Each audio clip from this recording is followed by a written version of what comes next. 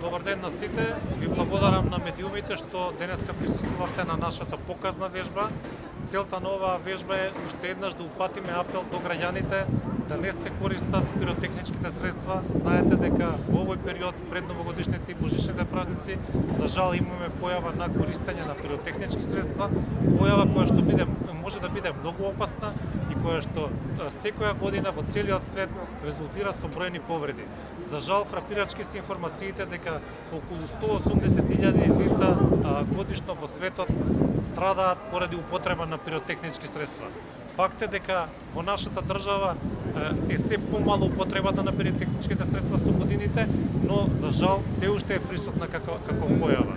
Ние, како Министерство за внатрешни работи, во соработка со нашите партнери од Црвениот крст и од други невладени организации, постојано преземаме репресивни мерки за санкционирање на користењето, но и вакви превентивни акции со кои што се обидуваме да допреме до свеста на граѓаните.